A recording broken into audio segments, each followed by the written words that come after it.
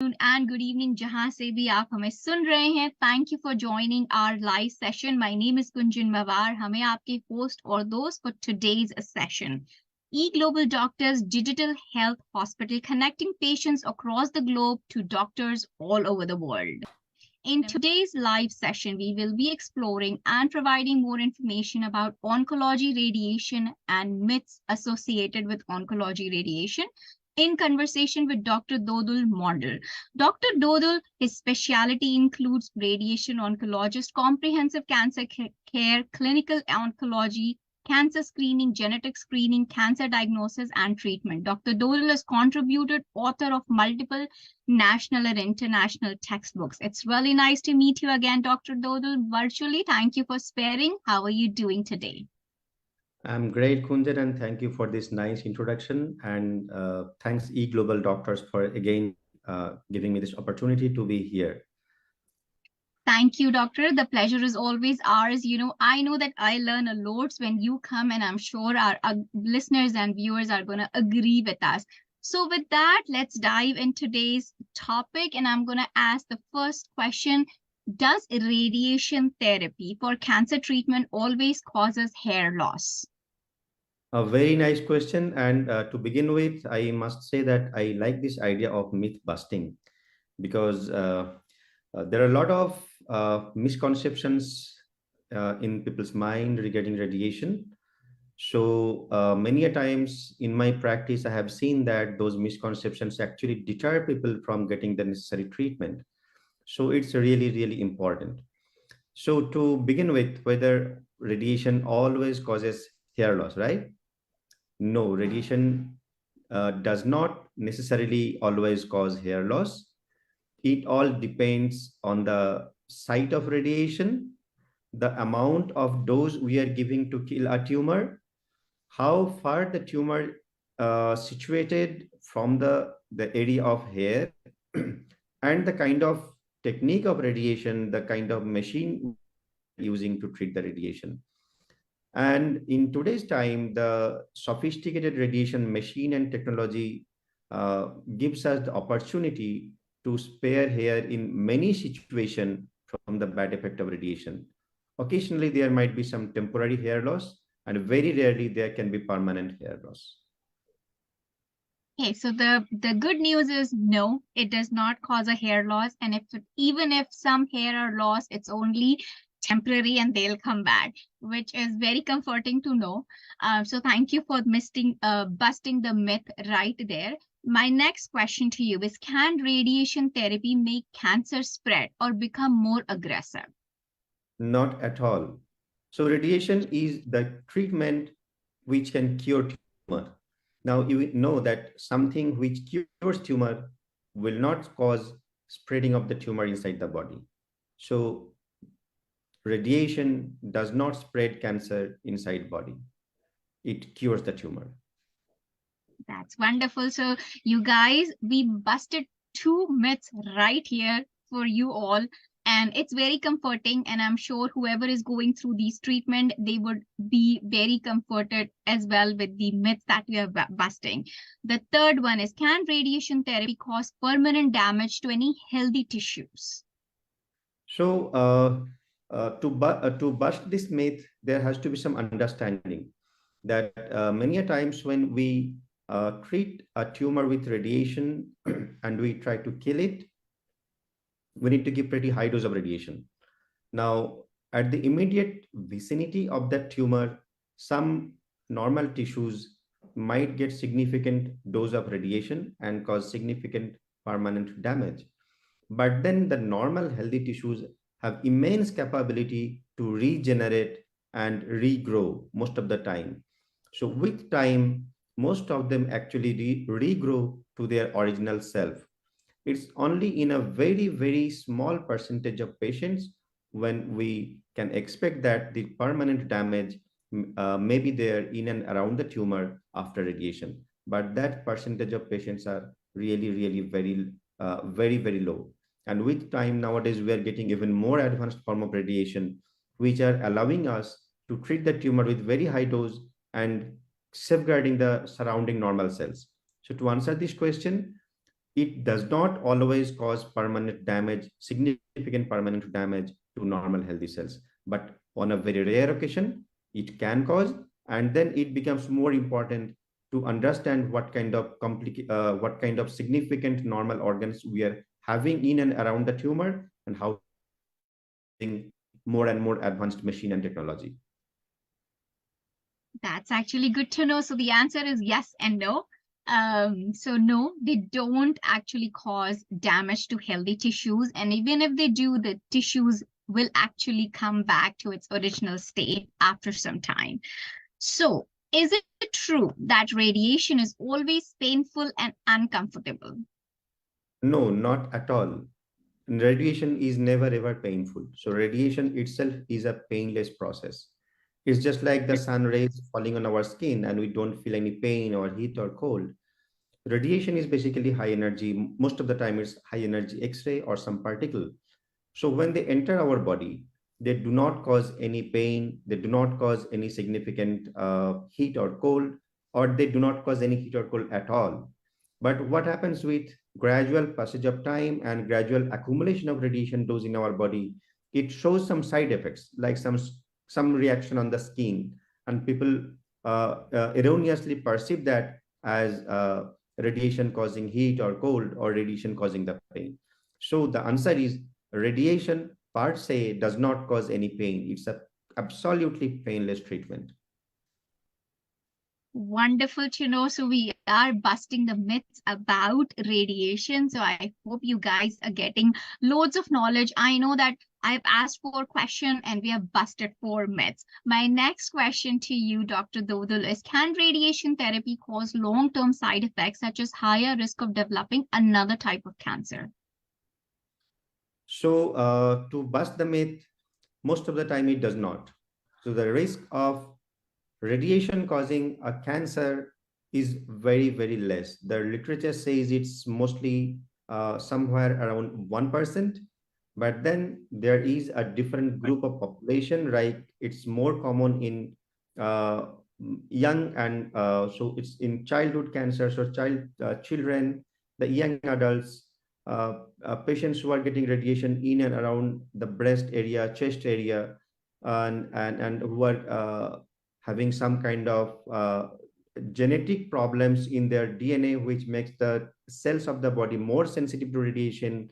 So those are the population or the group of patients who can have higher risk of cancer arising out of the effect of radiation. But that risk is really, really very less. And then again, I will reiterate this fact that nowadays we are having even more advanced technologies like particle beam radiations, which reduce this risk even further. So the dictum says wherever the particle beam therapy is available and the patient is a kid or young adult, they should be offered this treatment so that the effect of radiation to cause a second cancer becomes even less and lesser. So the answer, straightforward way, it does not always cause a second cancer, but there is a small risk that in future, like around 10, 12 years after the initial radiation, or 15, 20 years after the radiation, it might lead to another malignancies. Okay. Perfect. Good to know. So right now we busted 5 myths for you guys and it's looking very promising. So I just wanted to let you know that we are live on Facebook, YouTube, Twitter, LinkedIn. Please hop on your social favorite media platform where we bring new and exciting, interesting topics for you. eGlobal Pharmacy can deliver prescription medicines to any part of USA. Yes, you heard it right. Any part of USA. And eGlobal Pharmacy can deliver prescription medicines within 15% of discount to any part of India. So it doesn't matter where you live, eGlobal Pharmacy has your back. If you are joining us, we are in conversation with Dr. Dodul about the myths. We are busting the myths about oncology radiation. So the next question I want to ask is, can radiation therapy be used to cure all types of cancers?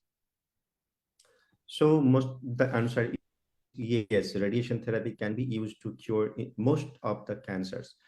Now we need to understand that radiation therapy alone may not be the solution. So we call it comprehensive cancer care. Most of the cancers need radiation, surgery, and some kind of systemic therapy until and unless it's a very, very early stage tumor where it can be cured either with surgery or radiation. So the answer is radiation will be needed for most of the cancer patients in their lifetime as part of their treatment.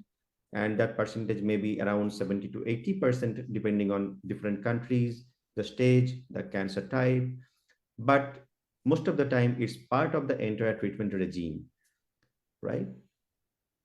Okay, perfect. That's good to know. So, is it true that radiation therapy is only used as the last resort when the other treatment have failed? Absolutely no, absolutely no. There are so many cancers where radiation therapy is the solution and it itself can cure the tumor without needing any other treatment. And we definitely use radiation even at the last stage of cancer to provide symptomatic relief or to avoid some significant permanent damage happening or arising out of the tumor. But most of the time, radiation in advanced stage or end stage or last stage of the cancer are given for symptomatic relief. Now, radiation can cure the tumor in many situations. Like I would like to tell you one very typical or very common cancer, which is very common worldwide, like vocal cord cancer, the larynx cancer, or we can say that the cancer of voice box. So in stage one, like T1 or T2 tumor, radiation itself can cure that tumor without needing surgery. So you got the answer. Yes, that's actually, I did not know that, but that's amazing. So, certain cancers can be cured just by radiation, using the radiation techniques. That's good to know. And I did not know that there is a cancer related to the voice. So, that's another information Yes, that I got there can today. be a cancer from each and every part of our body.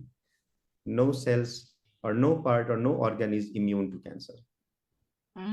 That's and well, that's good to know. See, I always tell you that I learn a loads whenever you are here. So we Oh, are that's so busting the amazing. myth. Thank you so much. Thank you. So we are busting the myth and we are actually at the same time Dr. Dodul is educating us. So my next myth busting question for you is, can radiation therapy be used to treat cancer that has spread to other parts of the body? Yes, as I was saying you, like when a cancer spreads to other parts of the body, we call it in general terms, we call it a stage 4 cancer. Now, in stage 4 cancers, radiation can be used to give symptomatic relief. Say, for example, a tumor has spread to bone, causing significant pain, or to brain, causing some difficulties or problems like weakness, unconsciousness, like all these problems. So radiation can be given to provide symptomatic relief and save life in many situations like that. Now, one promising role of radiation in even stage 4 cancers I would like to highlight is there is a small subset of patients where we see that the tumor has spread out of the organ of origin, but Mhm. the number of tumors outside the primary organs are very, very less. So we can give very high dose of radiation to those tumors, and we call it ablative radiation or stereotactic body radiation therapy. So we can cure some of those stage 4 cancers as well with radiation. And mostly we see these things in case of lung cancer spreading to, say, for example, liver, or lung cancer spreading to some bones, or lung cancer spreading to brain, like that. But the number of spread, or we call it metastasis, has to be very, very limited and small in size. So radiation not only provides palliation or symptomatic relief in last stage of cancer, but in some of those situations, it can actually help in getting rid of the cancer as well. So that's actually really good to know. So can radiation therapy cause infertility? Gender neutral question. This is like a question for both in men and female. Yes, so I would not say that's a myth. It's a Okay. reality. And radiation, high dose of radiation given in and around the uh, glands like testes in male and ovaries in female or uterus in female. So if the dose are not well controlled, then radiation can lead to infertility.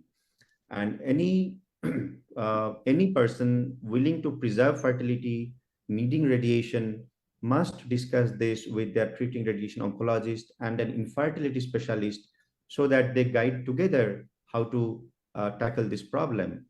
So in many situations, we actually encourage the patients to go for either sperm preservation, sperm banking, or ovum preservation or ovarian cortical stripping or something like that. So it's an important issue, and I must appreciate that you brought this issue in discussion. So infertility in patients getting radiation. So most of the time we are afraid when the patient gets radiation in and around the pelvis that this might Mhm. lead to infertility. We discuss this and we try to find out some options how to preserve the fertility. So that's actually good to know. So yes, the answer is yes, it could affect the fertility or it could cause infertility, but there are options to work around. So you get the radiation and you also preserve the other thing that we were discussing. So is it possible to receive too much radiation during a treatment, like getting too much exposed? If you can shed some light on that. Again, a very good question, and I would say that uh, depending on what kind of tumor we are treating, we decide the dose of radiation. So the part of the tumor or the part of the body having the tumor definitely gets high dose of radiation, and that's like significantly high dose of radiation compared to what a normal person in an otherwise situation is supposed to get in their lifetime. So it can be million times higher than the tolerance for any normal person. But when a person is coming to us with a tumor, that limit is not there, because now our purpose of giving radiation is different. And now we try to cure the tumor and we want to kill the tumor cells. So we need to give high dose of radiation to the tumor. But we have gadgets, we have technologies, we have our training and understanding to know how to save rest of the body. That becomes more important. So it's not about the question is not about whether we get or the patient gets high dose of radiation. It's more about how to safeguard the rest of the body from the effect of high dose of radiation. And there are different mechanisms in the machine, in the treatment room to safeguard the patient and the bystanders. So yes, it definitely gives high dose of radiation inside body. Okay, perfect. So, viewers and listeners, it's very important. Talk to your oncologist, have a good understanding of what you're going to be going through, and then decide the best course of action. So, if you are joining us, we are in conversation with Dr. Dodul about the myths about oncology radiation, and we are busting them left and right, which is actually a very good news. So, eGlobal Pharmacy can deliver prescription medicines to any part of USA, and eGlobal Pharmacy can deliver prescription medicines within 15% discounts to any part of India. So, it doesn't matter where you are, USA or India, eGlobal Pharmacy has your back. My next question about busting the myth about radiation. Radiation therapy always causes skin ulcer. Is that a correct statement? No, not at all. It very, very rarely can cause skin ulcer if the technology is poor or if the machine is very old, someone is having a tumor very close to the skin, where actually we need to give the entire dose to the skin and the tumor. So most of the time it does not cause ulcer. But I have seen in my practice that many patients actually do not follow the instructions explain to them how to save the skin, how to follow skin care during radiation, that might lead to ulceration. So it's not the radiation per se causing ulcer. Many a times it's not actually following the instruction which leads to ulcer formation. So always listen to your doctor. If they tell you take care of your skin, please take care of their skin. Yes. You know, we all need a shoulder to blame. So, it's radiation taking the heat all the time, but that's not the case. Dr. Dodul just mentioned. So radiation causes harm to other members of the family. Is that true? Not at all, not at all. So we have advanced machines, technologies, and nowadays, whenever we talk about radiation, so I'm talking mostly about the uh, therapeutic radiation or external beam radiation. Now, there is a Mhm. different form of radiation which mostly the nuclear medicine experts use for treating some kind of cancers like thyroid cancer, where actually they give some kind of radioactive material inside their body, and that radioactive material can emit radiation for some time. So, other than those few specific situations, the machines which are used to give radiation to kill cancer cells are actually a kind of switch on, switch off phenomenon. So you switch on the machine, radiation starts coming out from the machine. You switch off it, and then there is no more radiation, not in the machine, not in the treatment room, and not at all in the patient's body. So the patient can safely go back home, sit, eat together, cuddle the kids. There is no harm. But if someone is getting some radioactive treatment, like I said, like radioiodine treatment, then the Mhm. patient needs to discuss with the treating physician about the policies or about the safety measures they should follow once they are back home, like Okay. staying away from kids, staying away from pregnant ladies, like that. And I Okay. think most of the time the physician should inform that. Okay, wonderful. So the short answer is no, it will not cause harm to any other of your family member. Like doctor mentioned, you can go back and live your life as every single day, but it's always important to consult the person giving you a radiation treatment. So it's not safe to go out in the sun while getting a radiation. Is that a true statement or false? I would say that's not true. So radiation does have nothing to do with sun exposure, but sun exposure can lead to sweating, can lead to dehydration, and if the person is not well rehydrated, that can lead to other problems. But the kind of radiation we use for treating cancers have nothing to do with sun exposure. Okay, so another myth busted. Sun has nothing to do with you going out in the sun or getting a radiation treatment. Radiation therapy is used only for treating cancer. Is that true or false? No, again, it's a myth. Many a times we use radiation to treat non-cancerous tumors, and that's a pretty common situation in most of the radiation centers where we see or we treat non-cancerous conditions like some thick scar, we call it keloid, some benign tumors which are not cancers, like some small tumors of pituitary gland, like that. Or So fibroids? Can fibroids use no, so radiation as well?